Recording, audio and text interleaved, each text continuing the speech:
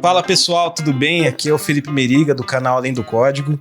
Hoje temos uma convidada muito especial. Hoje a gente vai falar sobre recursos humanos, a gente vai falar principalmente sobre recrutamento, mas antes de tudo, para você que gosta de temas como internacionalização, para profissionais de tecnologia e também temas como inteligência emocional aplicada à carreira e também como você ser produtivo no trabalho, sem pifar, sem ter um burnout no meio do caminho, se inscreve no meu canal, também mete o dedo no like, porque hoje a gente está aqui com a Vanessa, que é Head de RH do Grupo The Best, é psicóloga de formação. Psicóloga de formação. E trabalhou muito com recursos humanos, com recrutamento em geral, e hoje ela vai compartilhar muitas dicas, vai compartilhar como que funciona os processos seletivos, também o que tem no processo seletivo que as pessoas às vezes acham que não tem, ou pegadinhas, tudo esse tipo de coisa.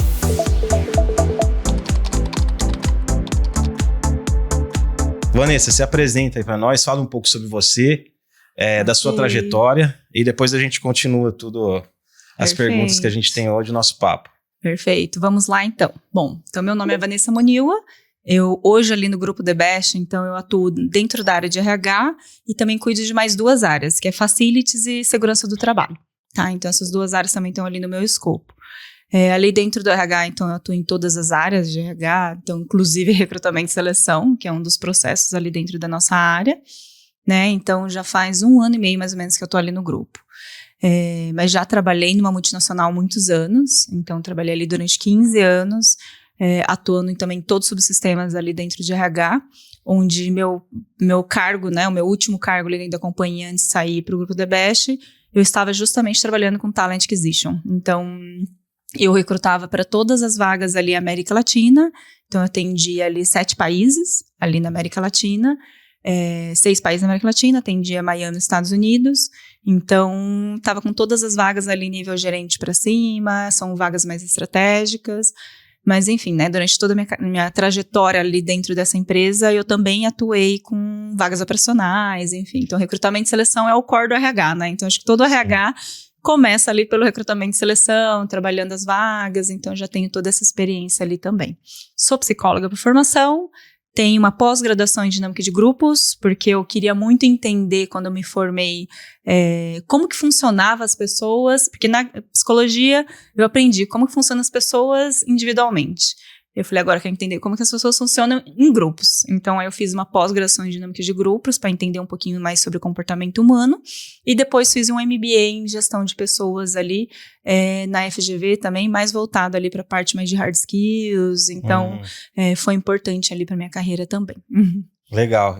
Então você não chegou nunca a atender, você foi direto para... Eu fui direto para a organizacional. Então, durante a faculdade, eu já trabalhava ali, comecei a fazer estágio dentro da área organizacional, dentro de empresas, e fiquei até hoje. Então, assim, eu nem cheguei a atuar dentro de clínica.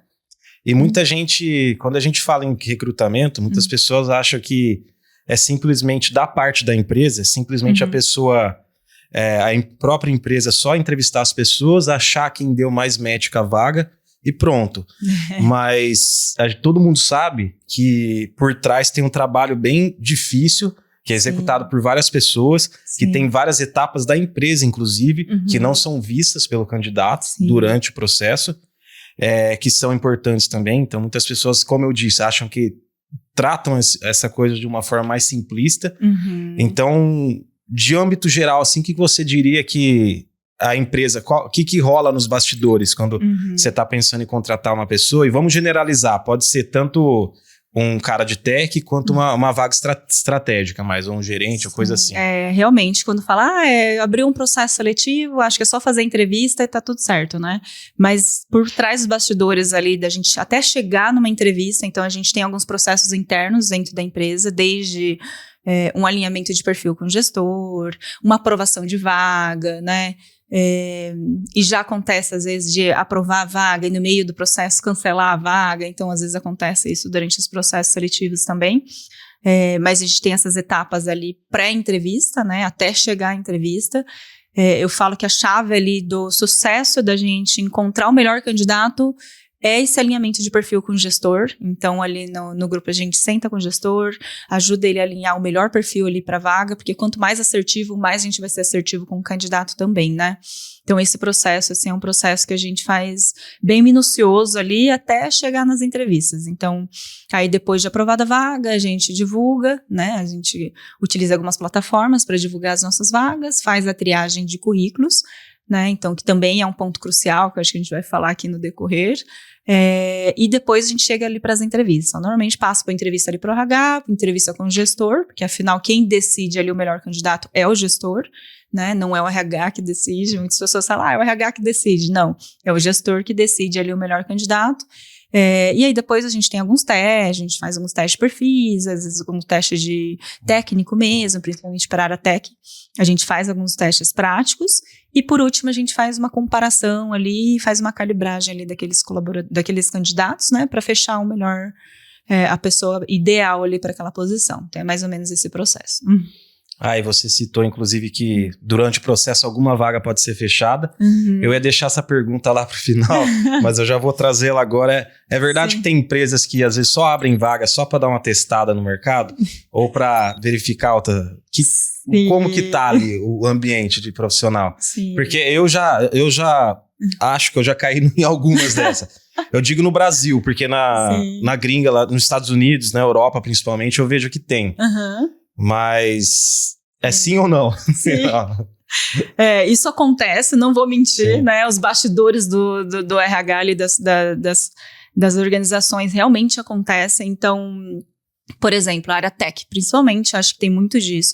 Eu vejo que tem muito isso com as áreas muito técnicas, né? Então, o que acontece? Eu vejo que tem vários empreendedores, né, empresários, que eles já vão fazendo, gestores, que eles querem ter a wishlist ideal deles ali. Então, assim, a gente trabalha lá no Vale do Silício, 40% dos empresários, eles trabalham com wishlist de candidatos ideais. Então, o que eles fazem? Eles fazem recrutamento ativo. Então, a todo momento, mesmo sem ter vaga, eles vão entrevistando pessoas. Então, por exemplo, ele entrevistou várias pessoas. Nossa, Felipe, eu nem tenho vaga hoje, mas assim, candidato muito, muito bom, né? Um outlier ali, um candidato super bom, que eu preciso ter para minha equipe. Então, às vezes eu não tenho vaga ali, mas eu deixo ali no meu banco de dados para uma futura posição, ou se eu consigo, às vezes tem situações que a gente até abre uma vaga ali para não perder aquela pessoa. Então, tem várias situações que sim, que as empresas fazem um recrutamento ativo, né, para ir criando essa wishlist, ou às vezes abre uma vaga ali para ver como que tá o mercado, né, não é muito comum, tá? Até porque, mesmo ali no grupo The Best, a gente não fez isso, mas até por conta de tempo mesmo, que a gente não tem esse tempo de ficar fazendo esse tipo de recrutamento ativo, mas eu vejo que muitas empresas fazem para vagas bem estratégicas mesmo, né? E estratégicas e muito técnicas. Então, um nível de diretoria, um nível mais tech, que é mais específico ali, né? Uma vaga muito técnica, eu vejo que as empresas acabam utilizando, assim, esse recrutamento ativo. Então, tem grandes corporações que utilizam isso. Eu já vi a Amazon falando que faz isso. Então, tem grandes empresas que acabam utilizando esse recrutamento mais ativo. E para quem não sabe, o grupo The Best é o dono da maior quantidade do The Best Açaí. Tem a maior quantidade de franquias aqui do Brasil, né? Já estão perto de 1.000. É a rede que mais cresceu, então a gente está com mais de 1.000 lojas ali vendidas, 800 e pouquinhas de lojas já inauguradas, né? Então hoje a gente tem aqui no Brasil e Paraguai. Então a gente tem um plano de expansão ali também para os Estados Unidos, que já está em breve aí, que já vem. Então, assim, a gente está com vários desafios ali de recrutamento também, porque recrutar, por exemplo, no Brasil, no Paraguai, igual eu falei lá na outra empresa que eu cuidava de 7 países, é muito diferente, porque a cultura muda, as leis ali locais também mudam, então tudo isso impacta ali no recrutamento também. E esse é um ponto legal, vou até segurar para depois, que esse era outro assunto que a gente ia trazer, mas aí começando ali nos primeiros steps da entrevista, o que seja ela online ou presencial, o que pode desclassificar o candidato, assim, de primeira, quando você vê, cara, claro, tirando as coisas, vamos tirar as coisas assim, vamos dizer, esdrúxulas, sabe? Sim. Tipo, que realmente não dá. Bizarras mesmo. Mas o que pode desclassificar ele, assim, de primeira? Bom, eu acredito que o desinteresse mesmo, né? Eu acho que tanto online quanto presencial, eu já passei por isso em entrevistas, principalmente quando é aquela entrevista que a gente faz com um candidato, que a gente vai atrás dele, que a gente faz um hunting, tudo, que às vezes ele não tá nem interessado ali naquela vaga. Então, nos primeiros minutos, ele já demonstra que ele não tem interesse. Tipo assim, tô participando pelo processo porque vocês me chamaram, mas eu não tenho muito interesse. Então, isso a gente já percebe normalmente ali nos primeiros minutos. E aí, quando isso acontece comigo, eu vejo que não tem muito interesse, pergunto tudo, aí a gente vai aprofundando um pouco mais durante a entrevista, mas quando vejo que realmente não tem interesse, eu falo, então beleza, obrigada, tal.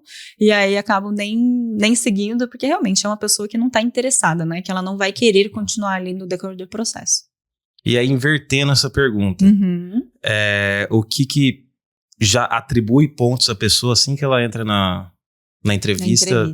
O que ao contrário dessa, o que já faz a pessoa ganhar o recrutador? Eu acho que no início da entrevista, quando o candidato demonstra que ele pesquisou sobre a empresa, que ele não chegou ali cru, então assim, ele, já pesquisei sobre a empresa, pesquisei um pouquinho sobre a história da empresa, eu gostei disso, eu gostei daquilo. Então, essa demonstração ali de interesse pela vaga e pela companhia, eu acho que já ganha uns pontinhos ali com o recrutador. Eu tava lembrando até de uma... Eu sempre acabo fazendo... Eu tô de boa no meu trabalho que eu tô agora, mas eu fico fazendo entrevista, às vezes parece outro contrato lá dos Estados Unidos, enfim. Aí eu fiz fazem 2 semanas. Era para uma empresa de cripto, mais da parte de desenvolvimento. E aí eu dei uma pesquisada sobre a empresa e o cara, quando ele entrou em contato comigo no LinkedIn, ele não mandou job description, ele mandou só alguns pontos gerais, assim, um resumo da vaga. Aí eu achei a vaga no portal da empresa deles. Aí eu já tinha várias informações. Aí basicamente ele começou a falar o que era a vaga ali no começo, eu já sabia... Que você já tinha pesquisado, né? Aí eu fui conversando com ele, mas tem isso aqui também, né, que eu li no site. Ele, você achou a vaga no site? Demonstrou interesse, pelo menos, né?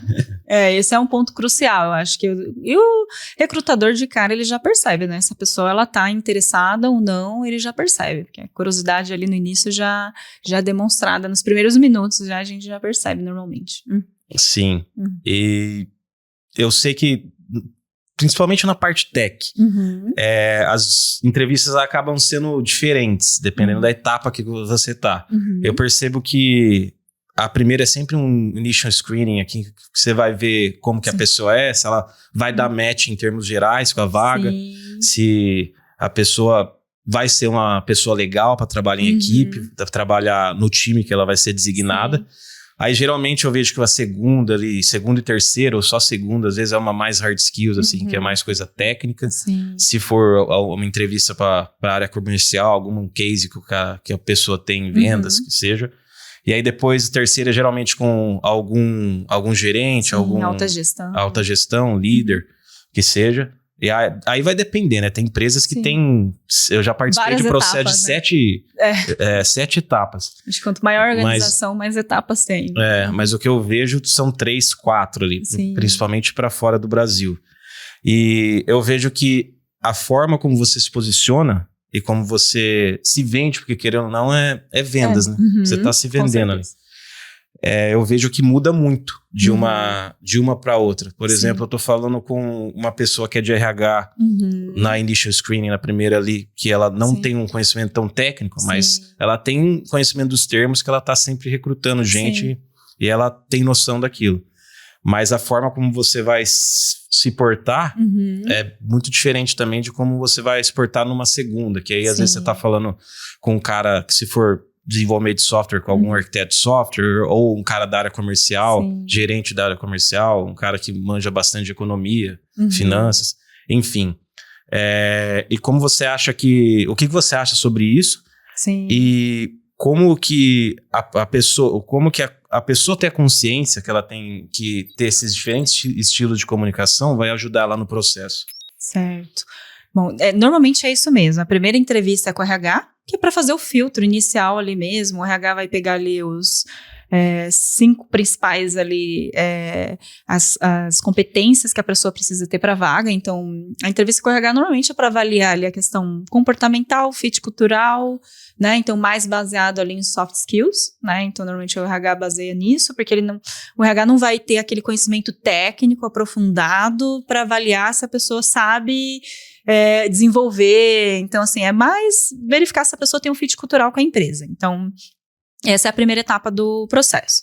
E aí, passando por esse crivo, aí passa ali normalmente pelo gestor direto ali da vaga, e aí na entrevista com o gestor da vaga, então com o RH é mais a pessoa trazer mesmo as habilidades comportamentais, exemplos, resultados concretos, porque como o RH não tem esse conhecimento técnico ali da função, então quanto mais a pessoa é objetiva e assertiva ali nas informações, é onde ajuda melhor a pessoa a se vender para passar para a próxima etapa, né? Então, assim, falar coisas muito amplas, a gente não vai entender ali como RH, então, eu participei de um projeto X que deu tanto de resultado, então, quanto mais assertivo, eu acho que é o que ajuda ali para passar para a próxima etapa. A segunda etapa com o gestor, aí já é uma linguagem mais de hard skills e trazer realmente, tem conhecimento técnico nisso, tem conhecimento técnico daquilo, então assim, acho que você já deve ter ouvido que a gente contrata, né, pela parte técnica e demite pelo comportamental. Eu ia fazer essa pergunta. Tô adiantando as perguntas aqui. Ai, que bom.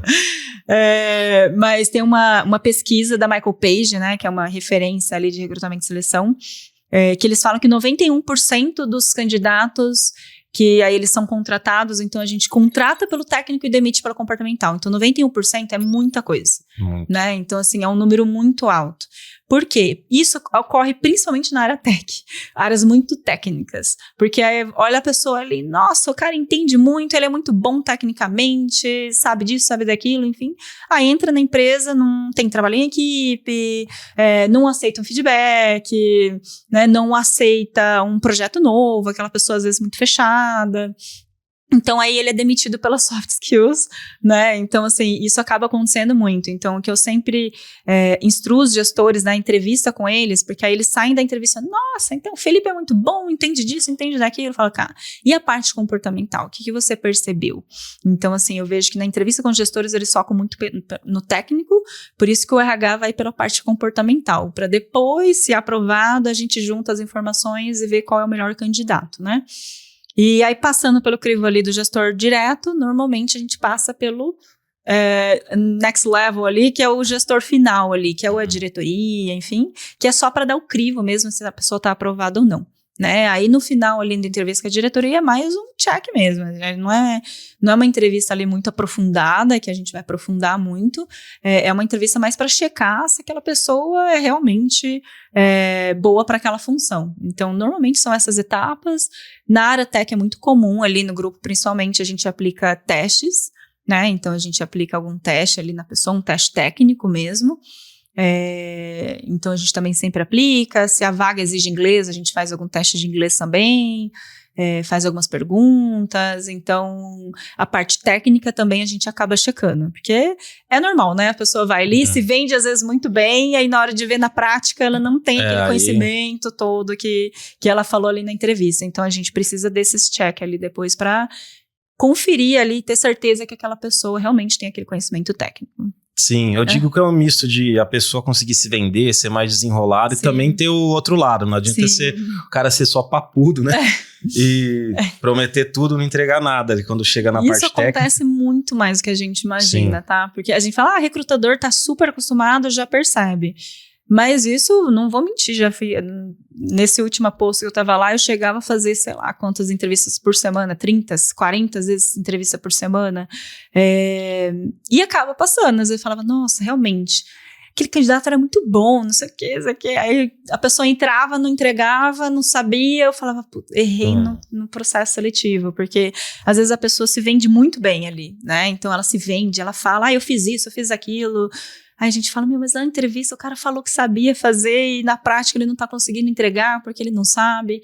Então, assim, é muito difícil, assim, é um processo muito difícil ali pra gente ser assertivo ali da melhor maneira. Porque às vezes o candidato que se vende melhor acaba sobressaindo, que às vezes o outro sabe muito mais, mas acaba não conseguindo se vender muito bem.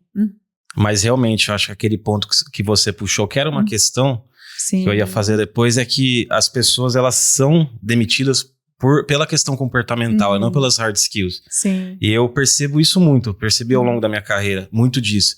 Porque, principalmente quando eu consegui meu primeiro trabalho fora do Brasil, eu achava que eu só ia encontrar aquele estereótipo de nerd, aquela galera mais crânio possível, mais nerd possível, aquela galera que fica programando lá dos Estados Unidos, dentro da garagem, e não fala com ninguém.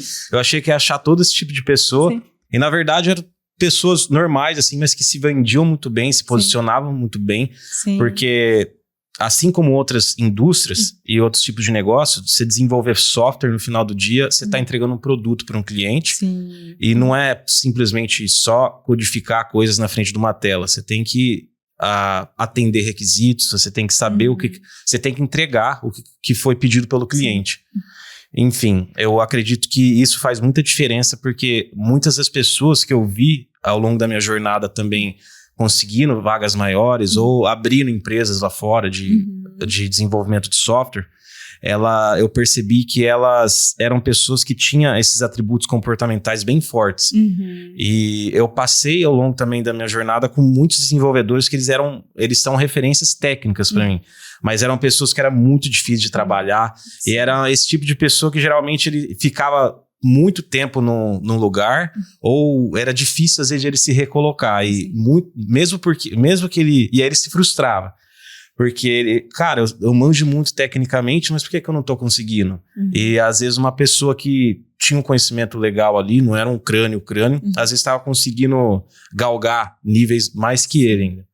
É a mesma coisa que na escola, né? A gente vai ali, o melhor aluno da sala, que tira 100 em tudo, não necessariamente é aquele que vai se dar melhor no mercado de trabalho, né? Porque aquela pessoa que sabe, que vai bem nas provas, tudo, às vezes não é aquela pessoa que tem um relacional, que vai entrar no mercado de trabalho, vai conseguir se virar. Então, assim, eu vejo principalmente na área mais técnica, na área tech, que esse diferencial de soft skill é, assim, essencial tanto para contratação quanto para promoção mesmo, para crescimento dentro da empresa, porque é o que você falou, às vezes a pessoa sabe muito tecnicamente, mas aí não tem soft skill, aí a pessoa vai ficar sempre ali naquela função. E aí, se ela quer se desenvolver, ela vai ter que desenvolver os soft skills, assim, uma liderança, vai ter que desenvolver um trabalho em equipe, né, vai ter que desenvolver alguma competência ali para ele conseguir crescer ali dentro da carreira também, para ser o diferencial, né? Sim, realmente. E eu percebo que, voltando naquele outro ponto sobre as fases da entrevista, eu também percebi muito disso, porque quando eu comecei a aplicar para o exterior, eu jogava muito termos técnicos em todas as fases. Então, aí eu comecei a perceber que na primeira fase desse processo ali, você precisa detalhar suas experiências, mas de uma forma em que você demonstra o resultado e o impacto que você gerou. E não principalmente em tech, como por exemplo, eu trabalhei com essa tecnologia, aí começa a descer ali, falando coisa super técnica. Aí isso às vezes eu percebi que não jogava a meu favor, muitas das vezes. E aí, às vezes o recrutador ali, principalmente na primeira etapa, o RH não sabe nem o que você tá falando, né?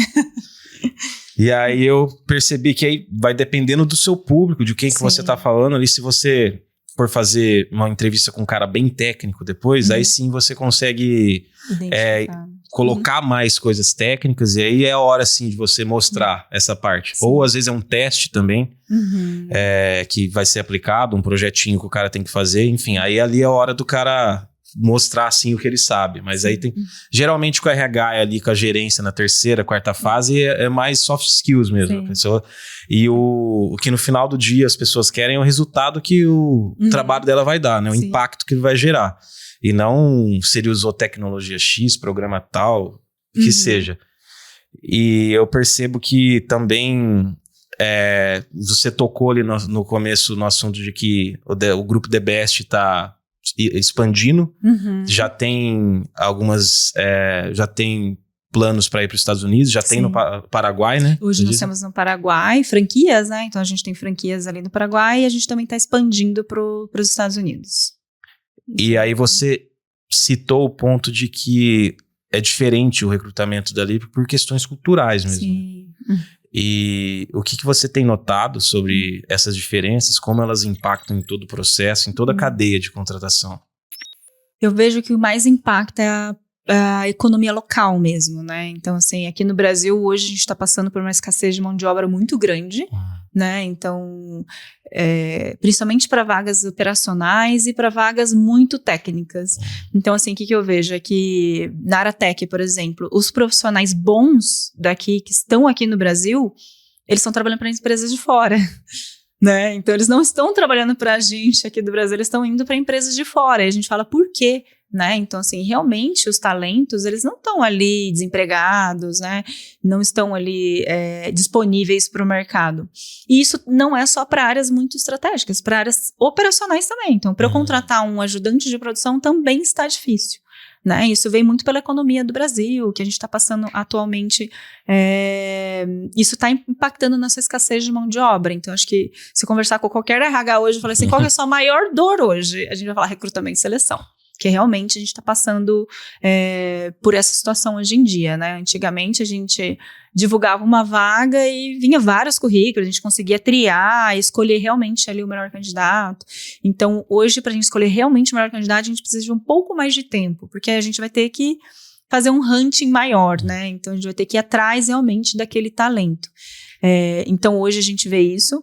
E mesmo quando eu estava antes lá atuando em todos esses países, eu via que a economia impacta muito. Então, eu recrutava para Argentina, para o Chile, né, Colômbia, Peru, inclusive Miami. Então, eu via assim que a Argentina, na época que eu estava recrutando, eu estava com várias vagas para a Argentina, foi bem na época que eles estavam passando por uma crise ali política, econômica, então estava bem difícil também, porque aí as pessoas ficam com medo de perder o emprego, então elas não saem. Então, assim, às vezes eu fazia uma proposta muito boa para a pessoa, e ela falava assim, ai, não vou sair, porque a economia aqui está meio instável, então eu não sei qual que vai ser meu futuro, e aí se eu trocar de emprego agora, pode ser que eu não dê certo aí na empresa. Então, essa parte, tanto política quanto econômica do país, influencia muito nessa escassez de mão de obra e das pessoas realmente quererem trocar de emprego, né? Então, assim, a pessoa não vai querer arriscar no emprego novo se ela não está numa situação boa ali, né? Então, isso acaba impactando bastante no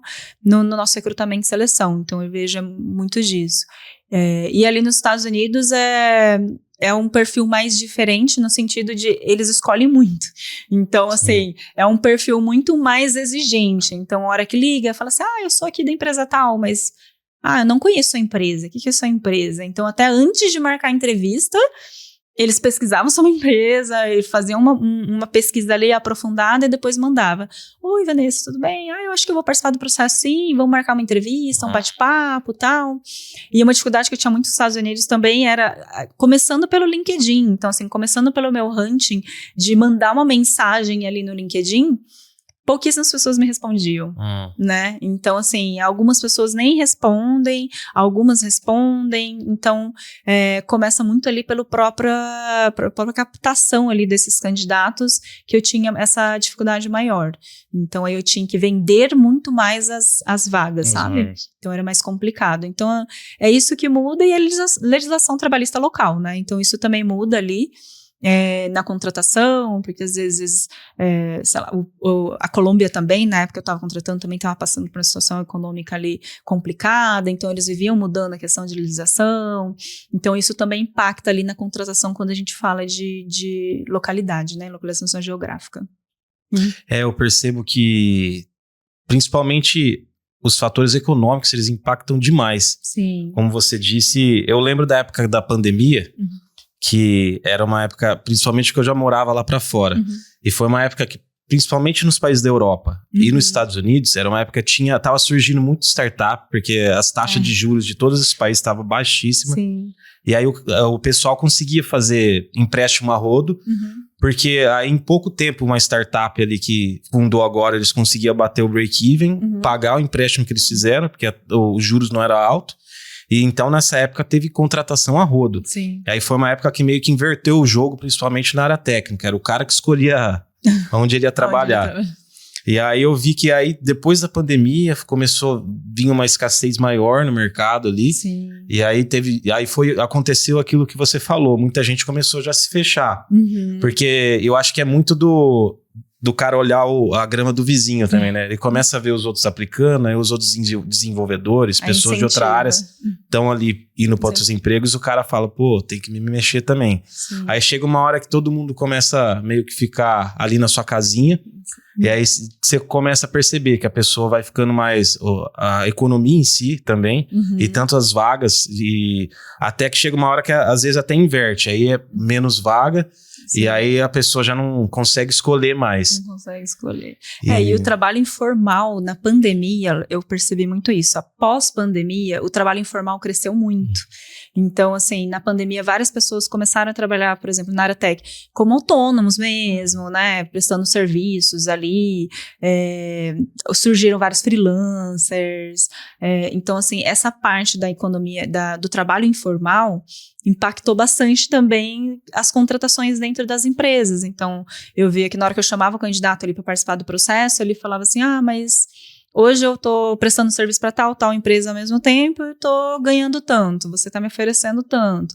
E às vezes a gente não conseguia cobrir aquela oferta do que ele estava ganhando naquele momento. Então, esse pós-pandemia, das pessoas ficarem em casa, tudo também surgiram muitos trabalhos informais. Eu percebi muito isso no mercado. Sim, e complementando aquela questão do que eu estava falando agora, tanto a parte econômica quanto inovações e mudanças que vêm junto com ela impactam também, tanto que está tendo um movimento bem estranho agora, que eu não sei se está no Brasil, aí se você ouvir falar, você me fala, sim. Mas um movimento bem estranho na gringa, principalmente com o crescimento da IA, tem muito... Eu percebo que antigamente era assim, a gente tinha uma grande quantidade de profissionais que eram júniors, que era ali pleno, ou quem estava iniciando, estagiário, que seja, e aí naturalmente você tinha uma vaga menor para quem é sênior, né? Porque geralmente você tinha 3 sêniors numa equipe, aí mais júnior, mais pleno ali, que aí o sênior dava uma coordenada no pessoal. E eu comecei a perceber para muitas vagas que tem aumentado a quantidade de vagas para sênior e diminuído para júnior, porque principalmente para programador, sim. Porque agora tem a IA.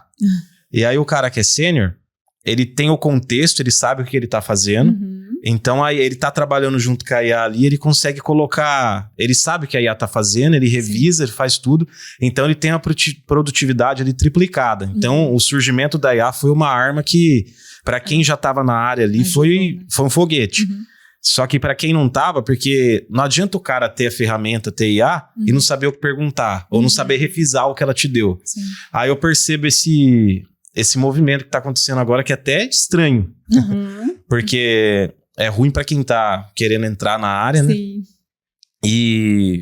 Mas é uma coisa nova. Não sei se você percebeu isso no Brasil. Assim, o que eu percebo hoje é que acontece, trabalhar com... Você tem no time ali uma pessoa mais sênior, ajuda muito, porque a pessoa já é mais autônoma, igual você falou, a produtividade é maior, ela já vai entregar muito mais resultado do que um júnior. Então, eu vejo principalmente empresas igual ali no Grupo do Best, que a gente está em crescente expansão, né? Então, inicialmente a gente tinha várias pessoas em nível júnior mesmo, né? Então, assim, quando a empresa começa a crescer muito, a pessoa precisa crescer à medida que a empresa cresce ali. Aí chega no ponto que a gente precisa ter pessoas mais sêniores para dar uma equilibrada ali, né? Então, para entregar o resultado mais rápido, porque o júnior você vai precisar desenvolver, você vai precisar estar mais perto, você não consegue, chega lá, esse projeto é seu, né? Toma conta, entrega ali. Não, o júnior você vai ter que fazer junto, tá acompanhando, desenvolvendo.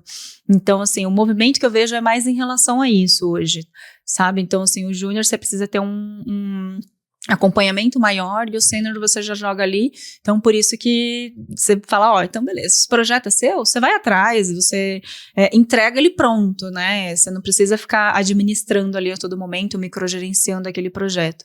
Então, o movimento que eu vejo mais é em relação a isso com algumas gestões, né? De fazer uma mescla ali, porque também não dá para você toda hora ali também ficar com só a equipe muito júnior desenvolvendo, ou só com sênior, todos muito autônomos. Então, eu vejo esse movimento de dar uma mescla mesmo, assim. Não vejo muito só de sêniores também. Sim. E como você disse, o cara que é sênior não precisa... Não tem muito babá de sênior, né? O cara vai lá, ele tem... Vai lá, faz... Tem um senso de propriedade, pertencimento maior, e ele puxa a responsa para ele e faz. Sim. Inclusive, eu acho que essa é uma característica muito boa de quem é júnior e tá entrando agora, porque por mais que a pessoa às vezes não tenha tanto conhecimento, mas o cara ir atrás, a ser proativo, acho que impacta muito, né? Sim. Até proatividade, até há muito tempo atrás, era meio que clichê, né? Sim. Era clichê porque você tem que ser proativo no processo seletivo, na empresa, em geral. Sim. Mas aí voltando para a questão de cultura, o que você vê que mais... Hoje fala-se muito sobre cultura, tanto no âmbito do fit cultural, da parte do processo seletivo, quanto de cultura de empresa, né? Sim. Da importância da cultura e do impacto que ela faz na manutenção do contexto do grupo ali e também para a performance, querendo ou não, da empresa, né? Para, vamos dizer, uma empresa com uma boa cultura, ela não é contaminada por coisas que podem levar ela a uma improdutividade ou perder parte do lucro dela no final do dia, vamos dizer. Mas, enfim, em questão a fit cultural, o que você acha que pode ser percebido durante a entrevista, como que isso é avaliado na maioria dos casos? A questão se, às vezes um cara é muito bom tecnicamente, ele manja muito, ele às vezes tá dando match com tudo ali da vaga, mas aí você percebe, pô, acho que esse cara não vai ser um fit por essa e essa questão, que são relacionadas ao fit cultural. O que você vê sobre isso? Bom, para avaliar o fit cultural, eu gosto muito de trazer a realidade da empresa para o candidato. Então, várias pessoas fizeram entrevista comigo e falaram assim, mas você quer me desanimar? Eu falei, não quero te desanimar. É porque realmente eu falo os pontos fortes e os pontos fracos. Eu falo, olha, aqui na empresa acontece isso. Como que você funciona num ambiente assim. Então, assim, realmente... eu faço aquela entrevista, a gente fala que tem que vender, né? Então, recrutamento e seleção é vendas, isso é indiscutível. Realmente, recrutamento e seleção é vendas e marketing, né? Então, a gente tem que ter esse vendas e marketing ali na veia para vender a vaga ali para o candidato. Mas, ao mesmo tempo, eu gosto de trabalhar com isso, porque às vezes eu fico vendendo. Então, por exemplo, eu vou falar, então, Felipe, vamos lá trabalhar no Grupo The Best, porque é isso, vendo uma Disney para você entra lá dentro e fala, poxa, não é tudo isso que foi me passado. Então, assim, a realidade é outra. Então, por isso que eu sempre levo a realidade, principalmente ali no RH, vou fazer uma entrevista, eu falo, olha, aqui é assim, não tá estruturado isso. Inclusive, eu abri a vaga, então, assim, eu sou o mais transparente possível, porque na hora eu já vejo a pessoa, ela vai falar assim, nossa, que legal, eu quero estruturar junto com você. Ou você vai ver a pessoa falar assim, nossa, fodeu. Não gostei. Assim, você já vê na cara da pessoa se ela tem fit com aquilo ou não. Então, pessoal, o momento da empresa é esse, a gente está crescendo, então tem isso, tem aquilo, os desafios da vaga são esses, a cultura da empresa é essa, nosso dia a dia funciona dessa forma, então eu tento levar essa realidade ali na entrevista para o candidato, para ele se ver trabalhando ali dentro e ver se ele também tem um fit cultural. E eu falo, olha, você se vê trabalhando no ambiente assim? E aí já aconteceu diversas vezes o candidato fala assim, olha, eu não gosto de trabalhar no ambiente assim, mas como às vezes ele quer muita vaga, ele fala, mas eu consigo me adaptar. Aí você já sabe que ele não gosta daquilo ali, né? Que é um miguezão. Vai ser um risco você contratar uma pessoa que já falou que não tem esse fit. Sim. Então, eu acho que para avaliar o fit cultural, eu gosto de trazer muito essa realidade mesmo, do dia a dia da empresa, quais são os desafios dessa pessoa, quais são as oportunidades. Claro que eu vendo, mas eu também falo a parte dos prós e contras ali, para a pessoa avaliar se ela também quer trabalhar ali, né? Então, acho que não tem que só a gente querer a pessoa, ela também tem que querer trabalhar ali dentro da empresa. Eu acho que é legal porque essa transparência é boa, né? Porque ela é boa para a empresa e para quem está sendo recrutado. Sim. Porque para a empresa, você consegue ali já identificar, que nem você disse, um cara que não vai se adequar. Então, não tem porquê. Sim. Às vezes você vê, o cara aqui, a gente tem uma cultura de todo mundo ser mais proativo, vamos supor, uma empresa que todo mundo ali, não é uma empresa que vai vir aqui alguém pegar na sua mão e te falar o que você tem que fazer, esse tipo de coisa. Aí, às vezes, a pessoa assusta ou não quer. Mas isso é bom porque aí a empresa já se garante que não vai contratar um profissional ou não vai errar para a vaga, vamos dizer. E a pessoa também, que aí ela também não se frustra às vezes, né? Você não, como você disse, você não vende a Disney pra pessoa. Aí ela chega lá no trabalho e fala, pô, não era isso que eu imaginava. Sim. E aí, jogando agora pro lado dos programadores, e não pro lado da empresa, Sim. não só programador, qualquer tipo de profissional. E na hora de... Isso funciona mais para quem, vamos colocar, quem mais é sênior, quem tem mais experiência. Na hora de... Quando a pessoa, o RH já sabe que a pessoa é um fit, que tá tudo certo, como é que funciona? Alguma dica para a pessoa negociar salário? Como é que você acha que a pessoa pode fazer isso? Porque, querendo ou não, a empresa vai negociar, às vezes, num valor que seja bom para ela também, né? Sim. Então, querendo ou não, ali vamos dizer, é um jogo de se os dois ganhar, tá bom. Sim. Mas às vezes, se a pessoa não se posicionar também, às vezes acaba que ela tá ganhando menos do que ela merecia, vamos dizer. Sim. Então, ou às vezes a pessoa até se queima, né? Às vezes já aconteceu. Também. Mas ao mesmo tempo também o cara pode chegar lá e falar, não, vou dobrar meu salário, ou mente que o salário dele antes era tanto, e aí pra ganhar X agora, 2X, aí ali você já pega a pessoa também. Já pega a pessoa no pulo, já. Não, mas essa questão de salário, eu acredito que a pessoa também já tem que deixar claro, tá? Então, eu já até reprovei candidatos, inclusive pro RH, porque a pessoa falou uma coisa pro recrutador, um salário. Então qual que é a sua expectativa salarial? Quanto que você ganha hoje e tal? E chegou na entrevista comigo, passou outro salário, totalmente diferente, assim. Né? Então, e aí esse é um ponto do recrutador ali. Tem gestores que até demonstram assim, nossa, gostei do candidato. E o candidato percebe, né? Quando ele tá indo bem ali na entrevista, então ele já aproveita para jogar um pouquinho lá mais para cima. Mas eu acho que é a transparência também. Aí eu venho na transparência de novo. Então, então quanto que você ganha hoje? Tá, então qual que é a sua expectativa para você sair de onde você tá hoje e vir trabalhar com a gente? Quanto que é o mínimo que você quer? Então, por quê? Aí o candidato já vai falar, então o mínimo é tanto. Aí ele falou, olha, isso tá fora da nossa realidade, né? No momento, te agradeço, quem sabe no futuro, e boa, tá tudo certo. E aí se o candidato fala, não, deixa em aberto, tal, então isso também dificulta, porque pode ser que ele participe de todas as etapas, chega lá no final, já aconteceu, tá, do candidato não querer falar salário nem expectativa, mas a gente gostar do candidato, aí ele passa para a próxima etapa, e aí quando a gente vai falar de salário, ele tá um salário totalmente diferente do que a gente imaginava, né, então do que a empresa às vezes pode oferecer, então isso acaba influenciando bastante, então acho que essa transparência tanto do candidato quanto da empresa também é importante. Vou falar o salário ali da vaga 10 mil, e o candidato fala, então minha pretensão salarial é 30. Vai falar, nossa, então não dá, né? A conta não vai fechar, então obrigada, né, pelo tempo, tudo, e vamos seguir. Então, por isso que eu acho que é importante ter essas expectativas logo ali no início.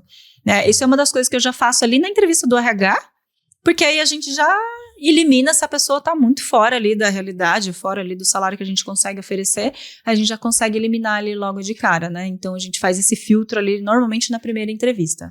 E é erro do candidato, querendo ou não, se ele não for transparente também logo, né? Porque acaba perdendo tempo dele, acaba perdendo tempo da empresa ali depois. Sim. E todo mundo sai perdendo, todo mundo sai perdendo no final.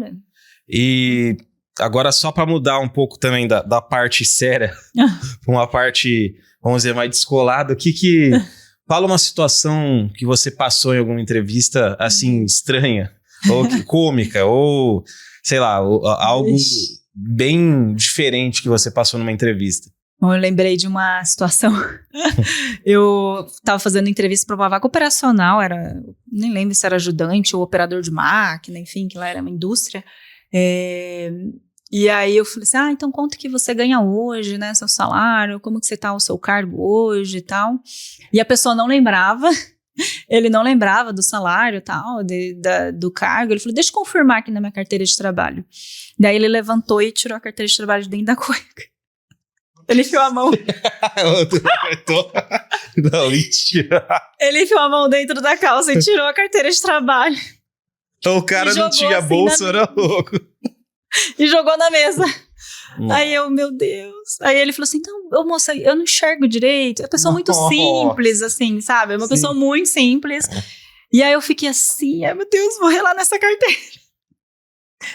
Aí você pega a carteira, tá até quentinha.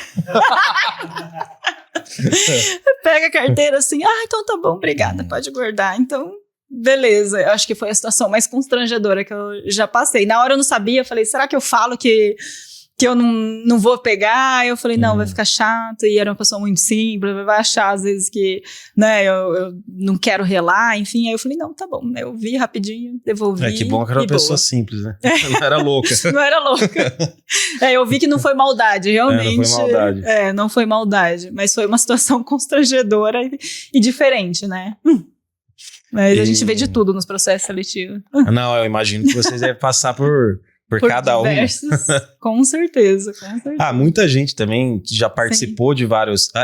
porque o mesmo vale na situação inversa, né? Do candidato. Do candidato, a pessoa que está entrevistando, às vezes aconteceu alguma coisa cômica. Porque eu vejo bastante disso com o pessoal que trabalhava comigo quando eu trabalhava na Disney, porque eles pegavam muitos programadores para fazer entrevista. Pegava principalmente aqueles que são 100% hard skills. O cara é zero comunicação. Técnico, né? Zero comunicação. Sim. Então às vezes entrava na entrevista ali, geralmente tem aquele small talk de boa, aquela conversinha, aquele papo de bar antes de começar a entrevista efetivamente. Um rapport ali. Um rapport. E eu percebo que no Brasil, inclusive, é maior esse tempo, parece. Porque a gente é mais caloroso, mais próximo. Parece que na gringa, às vezes, o cara só... oi, né? Às vezes fala alguma coisa que aconteceu ali, pai, já vai. Mas até a esses caras que eram técnicos, às vezes o cara nem se comunicava muito. Então, entrava na entrevista, o outro candidato, às vezes, do outro lado, tava lá cheio de energia, mais de boa, assim. O cara só era, oi, tudo bem? Parecia uma máquina. Parecia um robô, né? Fazendo entrevista com ele. Fazer uma Yali, robô ali fazendo entrevista. Enfim. Mas acontece. Que dica você tem, Vanessa, para quem... dicas em gerais, assim, para a pessoa no processo seletivo que você julga o quesito mais importante, assim, claro que tudo são uma soma de valores e habilidades que a pessoa tem que ter durante esse processo para ela consiga uma vaga. Sim. Mas o que você caracteriza ser a coisa mais, vamos dizer, importante de todo no processo? Particularmente, não é uma regra, tá? É que eu mesmo, particularmente, gosto muito de avaliar a vontade da pessoa. Então, assim, tem até um vídeo que rola na internet do Bernardinho que ele fala assim, a gente não consegue ensinar a pessoa a ter vontade. Então, assim, né? Então, principalmente com a minha equipe, eu sempre falo isso, gente, eu vou desenvolver vocês, eu vou treinar, eu vou ensinar, né? Então eu ensino bastante coisa, passo o meu conhecimento, mas a única coisa que eu não consigo ensinar vocês é ter vontade. Então, assim, o que eu valio muito na entrevista também é essa questão de vontade. O quanto a pessoa tem vontade de ir atrás, vontade de aprender uma coisa nova, vontade de crescer, né? Porque a pessoa com ambição, ela vai ter, né, ela vai querer se especializar mais, vai querer ter mais conhecimento. Então, assim, eu avalio muito essa questão de vontade. Então, assim, eu acho que é um ponto crucial ali que eu faço várias perguntas em relação a isso, quanto ela tem vontade. Igual você falou, proatividade já virou clichê, mas não vou dizer que a gente não avalia também, porque dentro da vontade a gente também avalia a proatividade. Então, eu acho que essa questão da força de vontade ali, em ir atrás das coisas, é o crucial ali, essencial. Eu sempre percebi isso também, porque muitas vezes você acha aquele cara que é muito bom tecnicamente, mas o cara parece que não tá muito afim, ou ele não sabe como demonstrar, ou realmente ele não tá, eu não diria muito afim, mas o cara não tem aquela garra, não tem aquele tesão do que ele quer fazer alguma coisa acontecer. E isso é diferente, porque a pessoa que está entrevistando, seja online ou presencial, percebe. Percebe o brilho nos olhos da pessoa, né? A gente percebe, olha ali a pessoa. Então o desafio é esse, aí você vê que a pessoa se retraiu. O desafio é esse, aí a pessoa já tipo, nossa, que legal, tal. Então assim, isso a gente demonstra, o candidato demonstra com certeza nos olhos dele. É exatamente isso que eu ia falar, do brilho nos olhos. Porque isso ainda conquista quem tá ali, porque aí vira, você fala, o cara ele tá com vontade, ele quer... E às vezes aí o cara que não sabe tão tecnicamente, mas ele tem vontade, você sabe que aquele cara vai ser melhor, ele vai ser mais produtivo. Porque querendo ou não, é uma pessoa que ele vai entrar ali, ele vai arregaçar a manga e vai pra cima. Vai pra cima, E às vezes um cara que é muito técnico, dependendo de como ele tá no estágio da carreira, mas ele tá de boa ali, ele quer só fazer o dele. Sim. Às vezes é uma pessoa que vai entregar o que é demandado para ele, mas não vai ser, vamos dizer, performático que nem aquela outra pessoa com certeza vai ser. E isso acho que ela acaba conquistando o recrutador não só na parte de dar match com a job description em si, mas também meio que cria... É legal ver as pessoas com vontade, né? É legal ver as pessoas com vontade e essa humildade mesmo, eu falo, né? Tem candidato que às vezes na entrevista, que às vezes ele quer muito aquela vaga, enfim, e aí ele se vende demais, também tem aquele ponto. Eu sei que tem que se vender, mas tem aquele candidato que se vende demais, fala demais, aí você fala, que às vezes parece até prepotente, né? Do tipo, eu sou isso, eu sou aquilo, eu que fiz isso. Eu falo, não, mas não foi... E a sua equipe, não fez? Não, foi eu que fiz. Então, assim, essa prepotência ali também pode ser demais. Às vezes a pessoa que quer... Não que as pessoas sejam prepotentes, mas às vezes na entrevista ele quer se vender demais e acaba passando essa imagem também, né? Então tem que ter aquela humildade, escutar um pouquinho, ter um equilíbrio ali também para não parecer nem que também é sem proatividade e também não que é prepotente. Inclusive tem os que mentem também. Tem os que mentem, isso tem bastante. Inclusive então, línguas, eu acho que na sua área, assim, acho que prioritariamente precisa ter inglês, normalmente, né? Mas, assim, línguas eu já vi muito, sabia? Tipo, a pessoa fala na entrevista, eu tenho inglês fluente, eu tenho espanhol ali. Não, o espanhol é o clássico. O espanhol é o clássico. Não, Ender. O espanhol, cara... Espanhol é o clássico. O brasileiro, pelo menos, todo mundo já nasce com o básico. Já coloca lá. Espanhol básico por falar português. Falar português vem junto no pacote ali. Vem junto no pacote. Então, assim, eu adorava pegar os candidatos com pulo no gato. Então, assim, beleza, então... você tem espanhol? Tenho. Então, beleza. Então, eu começava a falar em espanhol, a pessoa ficava assim... Então, você quer ali? Aí o cara... a pessoa ficava assim, eu falava... então, né, eu já imaginava ali, então, realmente eu gostava de pegar as pessoas no pulo do gato, porque não é níveis básicos, assim, níveis operacionais, mesmo níveis gerentes, assim, já peguei o pulo do gato que a pessoa falava que tinha e não tinha. Então, em todos os níveis ali, a gente acaba, e tem que checar mesmo, né, por isso que a gente acaba checando ali durante a entrevista ou com algum teste depois.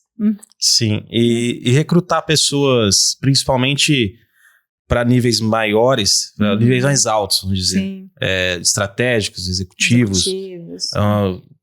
Qual que é a maior dificuldade? Eu percebo que às vezes a empresa tem que vender mais para a pessoa. Mesmo na área tech. Às vezes o cara está contratando um tech lead, um arquiteto de software. Ou mesmo... Tem muita empresa que move muito CTO de um lugar por outro. E dependendo do business que a empresa está inserido, o CTO às vezes é o core ali. Vai ter o comercial e o cara que é a cara do negócio, que é o CEO, e um CTO ali do lado dele.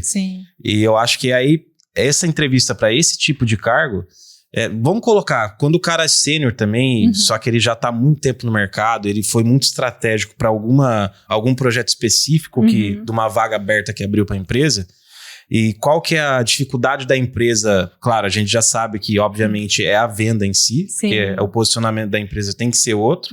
Só que quais dificuldades extras, vamos dizer, que existe nesse processo? Eu acho que a dificuldade já é do candidato ser mais exigente, né? Principalmente se ele já está no mercado de trabalho. Se ele está trabalhando em uma empresa, para a gente tirar ele de lá, a gente precisa realmente ter essa venda maior. Mas outro ponto que eu vejo, normalmente para esses níveis, a gente recebe muita indicação. Né? Então, assim, acaba funcionando bastante, então, indicação. Então, a gente abre uma vaga, por exemplo, vou dar um exemplo, um CTO. Então, a gente pega indicações, fala com algumas pessoas que a gente conhece, com outras empresas, e vai conversando ali, você não tem alguém que trabalhou aí, tem alguém para indicar? Então, esse nível a gente recebe muitas indicações. Normalmente níveis ali mais executivos a gente trabalha mais com agências que já tem um banco de currículos ali, então já entrevistei uma pessoa, um CTO para tal lugar e era muito bom, vamos entrar em contato.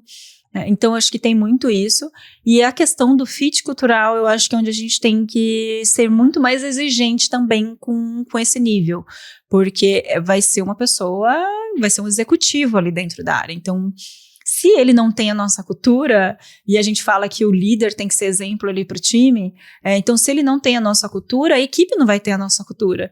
Então ele precisa muito estar dentro da nossa cultura, comprar a nossa cultura, porque senão ele não vai transmitir isso para a equipe. Então eu acho que um ponto essencial ali também é essa questão do fit cultural.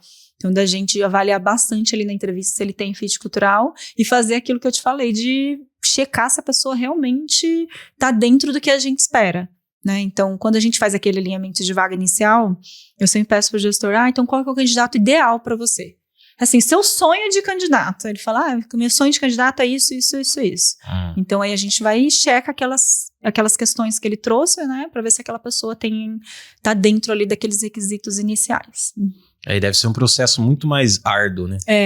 Porque é muito mais árduo e difícil, né? Porque é um peso muito grande, assim. Não dá pra errar. Não dá pra errar. Vou pegar um estagiário... beleza. Não deu. Ou a gente desenvolve, depois que a pessoa entrou, a gente vai lá, desenvolve, desliga. Se tem muito, né? Não tem o fit ali com a empresa, desliga.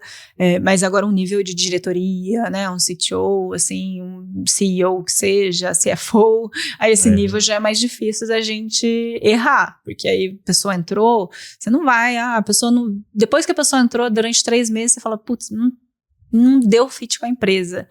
Você vai desligar logo ali no início? Normalmente, nesses níveis, a gente ainda insiste um pouco mais. Não, vamos desenvolver, vamos alinhar. Então, é um nível que a gente tem uma responsabilidade muito maior ali de contratação. Normalmente, eu pego referências para esses níveis. Então, trabalhou em tal lugar, eu vou pegar referência, ou eu peço referência para esse candidato, aplica diversos tipos de testes. Então, a gente tem uma criteriosidade maior ali para a gente escolher esse candidato. E aí, já que a gente não tem muito tempo, a gente não falou desses 2 pontos, mas já dá para a gente abordar eles agora. O que é importante do cara ter no LinkedIn? Porque hoje eu ia falar de currículo, mas o LinkedIn virou meio que o currículo das pessoas. Né? Tem muitas vagas que eu participei que a pessoa nem pediu mais meu currículo. Às vezes estava tudo ali no LinkedIn. Né? Mas enfim, é bom ter os 2, né? Sim. E o que você acha que é importante, em termos gerais, assim, para qualquer tipo de vaga, assim, a pessoa ter ali tanto no LinkedIn quanto no currículo. Porque no LinkedIn eu vejo que o pessoal erra bastante também. Porque no currículo, querendo ou não, tem muita informação, a pessoa já fez, às vezes no LinkedIn o cara só vai lá e preenche as coisas básicas ali e deixa sem muita coisa. Sim. E ele esquecendo que ali, às vezes, pode ser uma arma para ele. Ali na bio dele do LinkedIn, ele colocar alguns projetos que ele fez, o portfólio dele, algum case, aí sim na parte da experiência detalhar bem, colocar botar um highlight de algum momento ou algum desafio legal que ele passou na empresa. Enfim, o que você acha que é importante ter em âmbitos gerais, assim? Acho que você matou a charada, você já trouxe mais ou menos a resposta ali, que é a pessoa ali no currículo a descrever o máximo possível das realizações. Então, o recrutador, imagina, abriu uma vaga ali, tem vagas que a gente recebe, 600 currículos, por exemplo. Ultimamente está difícil receber 600. Isso já foi uma realidade uns anos atrás. Mas assim, recebe vários currículos. E aí o recrutador não vai entrar um por um e ficar olhando minuciosamente. A gente vai ter que avaliar ali de forma geral. Então, vai ter que bater o olho. Então, o candidato ali no currículo, quanto mais assertivo, ele ajuda o recrutador a escolher ele. Então, assim, eu falo que o currículo ele é essencial para ele ir para a próxima etapa do processo, que é a entrevista. Porque um currículo mal feito, ele nem chega para a entrevista. Mas, às vezes, é um candidato bom, né? Mas ele nem chega para a entrevista. Então, a pessoa já colocar ali, primeira coisa que por exemplo, LinkedIn, abra ali aquele resumo. Eu sempre leio aquele resumo. Então, que a pessoa... Quais são o core da pessoa, né? Que foram os principais projetos que ela já entregou, os principais resultados, ela é expert, né? Em qual assunto. Então, eu sempre olho ali e aí eu vou ali para as experiências profissionais e vejo ali. Então, por quê? Por exemplo, um desenvolvedor... Pode ser que na empresa tal ele fez X tipo de projetos, na outra empresa fez outro tipo de projeto. Agora, no seu LinkedIn, se você coloca que trabalhou na empresa X como desenvolvedor e não coloca nem o que você fez, tem vários currículos. Se você entrar no LinkedIn, você vai ver. Tem vários currículos que só tem ali o cargo e o nome da empresa. Aí você não sabe. Não ajuda em nada. Não ajuda em nada, porque você não sabe que atividades a pessoa fazia naquele cargo, quais projetos ela entregou, o que ela tem de experiência. Aí tem que ficar deduzindo, e aí o recrutador, tipo, gente, bola pra frente. Aí ele vê um outro que tá bem descrito, que tem ali as atividades, tem ali o resultado, a pessoa coloca ali, eu falo do método STAR, né, que você fala que é situação, tarefa, ação e resultado. Então, uma dica para os currículos é essa, a pessoa pensar no método STAR. Então, eu trabalhei na empresa X e entreguei X projeto. Então, coloca ali qual foi a situação, qual foi a tarefa, ação e resultado, de uma forma bem objetiva, porque isso ajuda muito o recrutador. Então, ele vai olhar, nossa, aqui a gente precisa desse tipo de experiência, e eu vi lá no currículo do Felipe que ele tem essa experiência. Então, já passa ele ali para a próxima etapa. E, às vezes, só pelo currículo ali, às vezes bem feito, eu falo, nossa, esse é o candidato. Né? Você já fala, nossa, esse é o candidato, ele cumpre ali praticamente os hard skills, tudo que a gente precisa, então só vamos fazer a entrevista para checar a parte comportamental. Então, isso já também acontece. Eu acho que o X da questão é isso. E por incrível que pareça, a gente recebe muitos currículos com contatos errados. Telefone, e-mail? Telefone, e-mail. Aí quando liga... Quando liga, não é mais aquele telefone, o e-mail às vezes digita errado, então a gente manda e não responde. Então, assim, mas telefone principalmente, a gente recebe muitos currículos com telefone E errado. É o pior, né? Porque às vezes o currículo em si, vamos dizer, o e-mail tá bom, e aí você não consegue entrar em contato. Não consegue entrar em contato. Então, assim, mesmo no LinkedIn, quando a gente vai lá, a pessoa se candidata na vaga, às vezes a gente responde pelo próprio LinkedIn, né? Pelo e-mail do LinkedIn. E daí a pessoa não vê, aí responde quando já tá no meio do processo, porque hoje tanto a empresa quanto o candidato não pode ficar esperando muito tempo. Né? O processo precisa seguir, porque quando abre a vaga quer contratar para amanhã. Então a gente precisa trabalhar de uma forma muito rápida. Então, quanto mais assertivo o candidato é no currículo e trazer as informações necessárias, ajuda a gente nesse processo também. Uma coisa que eu falo muito no meu canal e pro pessoal que eu também dou uma mentoria que eu faço parte, é que principalmente o pessoal que está entrando, está começando agora, é difícil deles se inserirem no mercado pelo famoso eu preciso de experiência, mas eu não tenho experiência. E eu vejo que, claro, para diferentes áreas, elas têm diferentes estratégias e formas de você abordar esse problema. Como, por exemplo, na tecnologia, muitas pessoas fazem projetos pessoais, assim, ou eles vão incrementando o portfólio, porque aí eles conseguem demonstrar alguma coisa para não chegar cru ali para a primeira vaga. E é claro que a empresa tem noção disso, ela não vai esperar um profissional, um cara pronto, um cara que sabe muito, porque é uma vaga para estagiário, para júnior. Mas em questões gerais, assim, em termos gerais, o que você acha que contribui para a pessoa, mesmo ela não sendo mais júnior. Sendo mais júnior, não tendo uma experiência prévia, como que faz para ela se destacar, se diferenciar das outras pessoas que estão ali e conseguir uma primeira oportunidade? Soft skills, ele vai ter, como ele não tem a parte técnica, que ele ainda não tem aquela experiência, vai ter que se diferenciar muito pelo soft skills mesmo. Assim. Acho que a gente volta na vontade. Volta na vontade, volta na iniciativa e mostrar que está atualizado. Então, assim, pode ser que ele não tenha experiência técnica que é fazer aquela determinada atividade. Mas se chega na entrevista e fala, olha, mas semana passada eu faço muito essa pergunta, como que você se atualiza dentro da sua área, por exemplo? Para você ver se a pessoa tá antenada ali. Aí a pessoa fala, nossa, mas faz tempo que eu não faço nenhum curso, hein?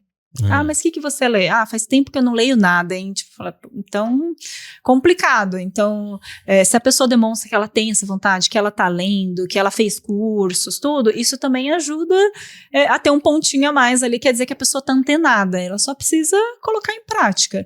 Então, o diferencial para essas pessoas mais júnior para passar ali no processo e encantar ali o recrutador é realmente o soft skills que vai fazer esse diferencial ali. Ainda mais o cara que... E geralmente o cara que é júnior, quem tá começando ali, o cara tá com vontade. Tá com vontade. Imagina o cara, a primeira vaga dele, o cara fala, não tô me atualizando muito. Você fala, pô, meu amigo, então as coisas vão ficar difíceis pra você. Um candidato, coitado, eu acho que ele não tinha muita experiência com entrevista, eu era muito sincero. Eu falei assim, me fala então um ponto que você ainda tem que desenvolver em você, né, que você acha que ainda tem que trabalhar. Ele falou, nossa, eu tenho muita preguiça. Sincericídio, né? E o preguiça, conte-me mais, né? Fala um pouquinho sobre a sua preguiça. Não, tenho muita preguiça, é porque eu tenho muita preguiça de fazer as coisas e tal, mas assim, no trabalho eu faço, tá? É preguiça só em casa, mas no trabalho eu faço. Tá bom, beleza. Então, assim, às vezes a pessoa muito júnior, ela também não tem essa experiência em entrevista. Então, é muito importante ele também se preparar para uma entrevista, né? Se preparar, pensar o que vai falar. Então, isso ajuda muito os candidatos mais júniores também. Show de bola, Vanessa. E tem mais alguma coisa que você quer acrescentar, falar? Se for para ficar falando de RH, fico aqui até amanhã. Até amanhã. Tem muito tema para falar de pessoas ainda. Ainda tinha um monte de perguntas aqui na cabeça ainda. Muito obrigado por ter vindo. Passou rapidinho, né? Passou rápido. A hora que eu virei o celular, que eu falei, 50 minutos já. Passou rápido. Passou rápido. Então valeu, galera. Esse foi mais um podcast, episódio do Além do Código. Se você curtiu esse episódio, curte os temas que a gente conversa aqui no canal, se inscreve no meu canal, mete o dedo no like e vamos, porque sempre vai sair podcast novo aqui. Valeu!